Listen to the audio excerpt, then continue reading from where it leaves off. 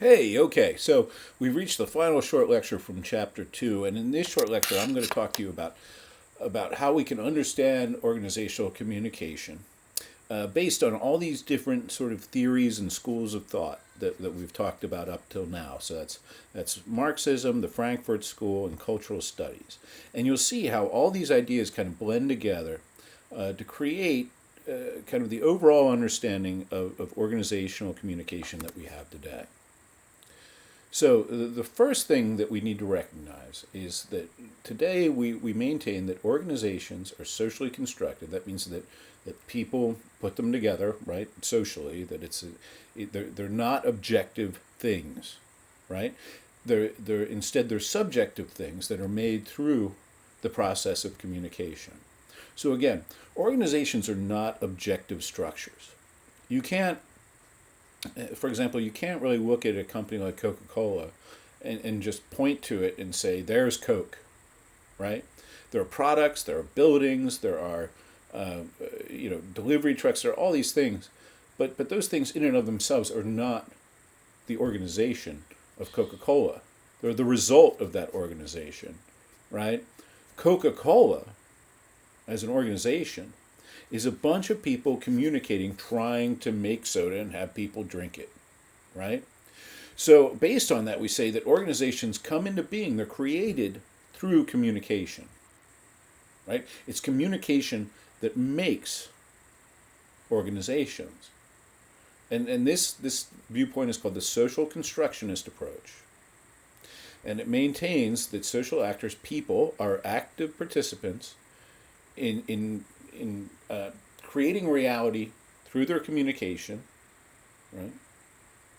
And some of the key ways that we do this are things like storytelling, metaphors, humor, right? These are all symbolic practices of communication. These are all ways that we construct reality.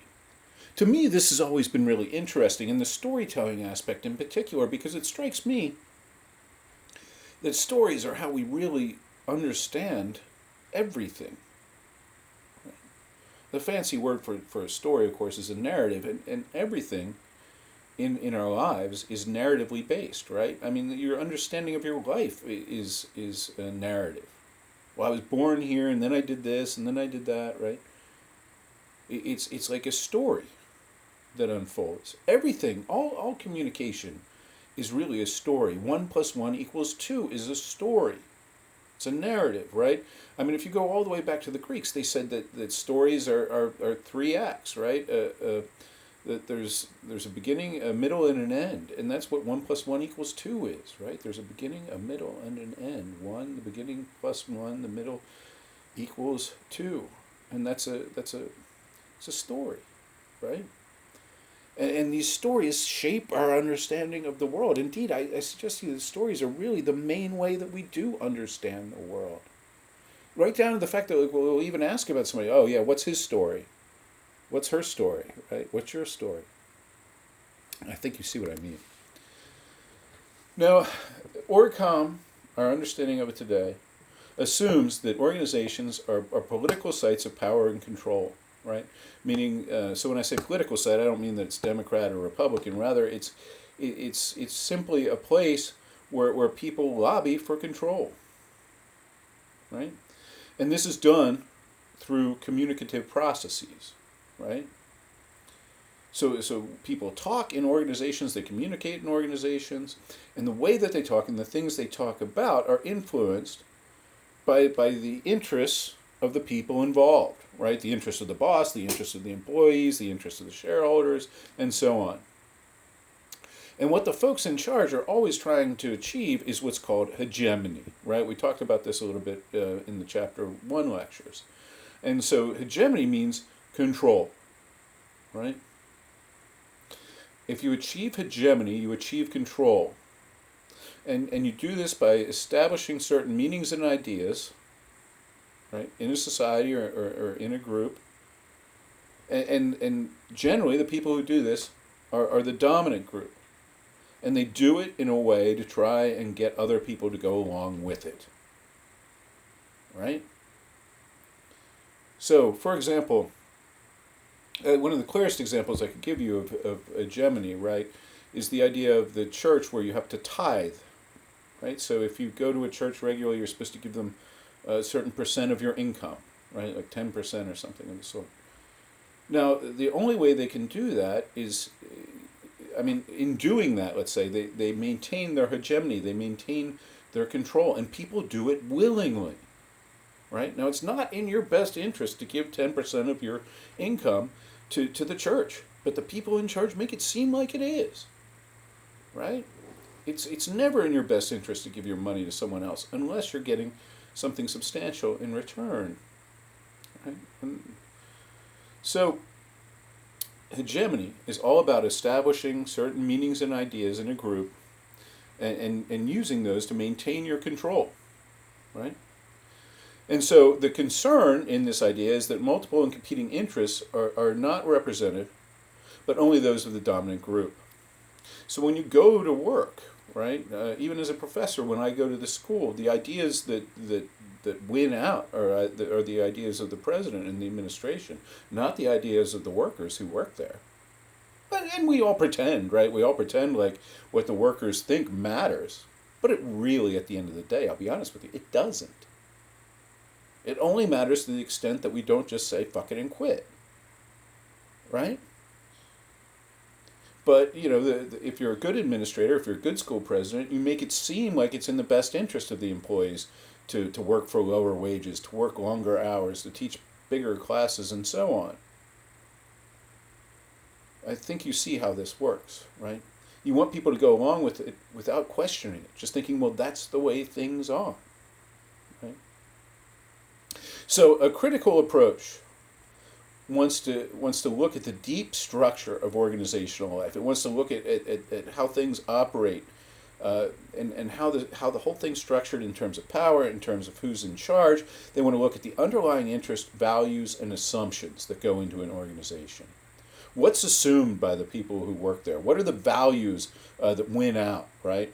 Whose interests are really being looked after? Those are things that we ask when we take a critical perspective on organizational communication. And this is important for a bunch of reasons, but most of all, we realize now that organizations are where we figure out who we are, right? I mean, so much of who you are in society today, and even how you think of yourself personally, is caught up in organizational affiliation and being part of a group, right? So if you ask me, I mean, one of the first things we ask people at parties, what do you do? Right? Like, it defines you in some way, right? Like, that's really who you are. Well, I'm a professor. Oh, okay. Right? I mean, obviously that isn't representative of who we are, you know, truly, but it gives people an idea, and it becomes part of how we define ourselves, right? I define myself in part by my job. And so organizations aren't just places we work, they're places where we figure out who we are. And because the modern corporation has become the primary institution for the development of our identities, we're all subject to what's called corporate colonization, where corporate ideology and discourse really just pervades our lives. It makes us who we are, right? And this doesn't have to be just a for-profit organization. It could be like the school, or it could be, you know, if you work at a prison, that can define who you are and how you see the world. If you're a soldier, that can define who you are and how you view the world, right? And what we find today is that the boundaries between work and your private life have in many instances broken down completely, right? Like, I was laying in bed last night looking at emails. Now, I didn't reply to them on purpose at 11 o'clock at night, because I'm trying to keep some separation there, right? But when I woke up this morning, I knew they were there, and I went at them, right, and replied to all of them. But you see, I mean, when high capitalism started, when the Industrial Revolution started, you went to work, and you worked there and in the factory, and then you came home, and you were home. Today, it's not that way anymore, particularly during the pandemic, because I'm sitting in my house working right now doing this, right? So the boundaries between work and other spheres of life have broken down, have blurred.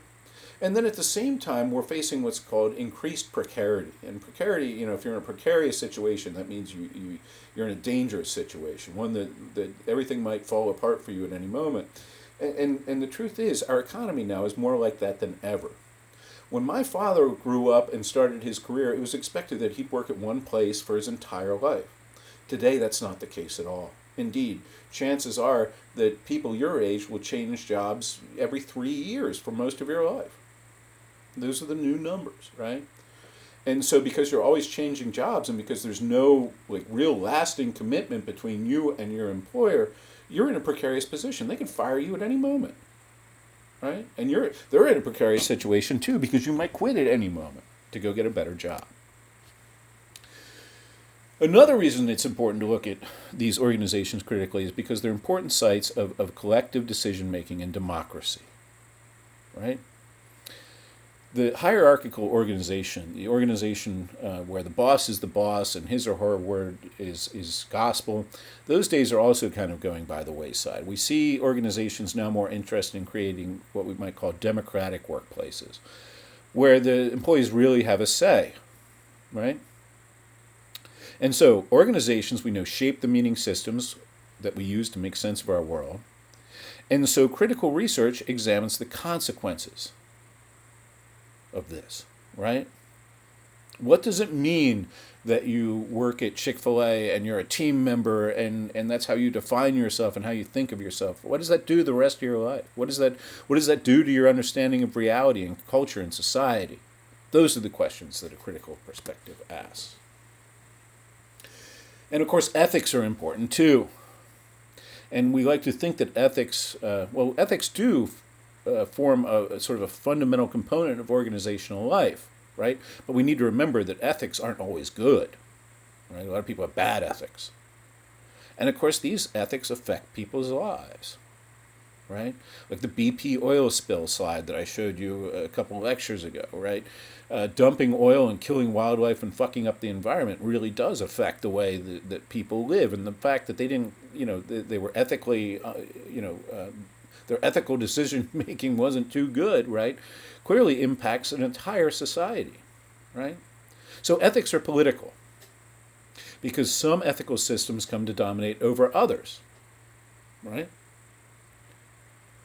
And of course, then your book gives lip service to this idea that ethical communication promotes dialogue, contributes to growth, recognizes the possibility of different organizational realities, and so on, right?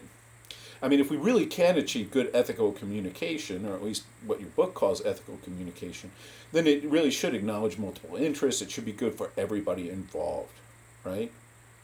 But then, the larger question becomes, can you do that? Can you actually achieve ethical kinds of communication, given the fact that the goals of the organization and the individuals that make up that organization are oftentimes competing?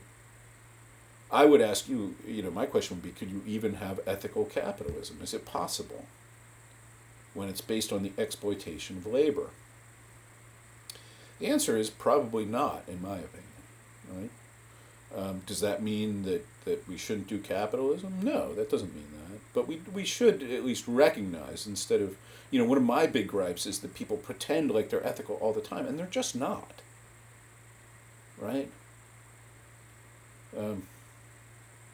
It's sad, but it's true. You need to recognize that capitalism will always be based on exploitation, and so as a result, you will never truly acknowledge multiple interests and give them equal weight. You just can't do it. It doesn't work that way. You can't exploit someone and acknowledge and give their interest equal weight, right? Nor maybe should you. All right, well, that's it for this lesson, and maybe we could talk some more about these things when we meet in person. Thanks for checking it out.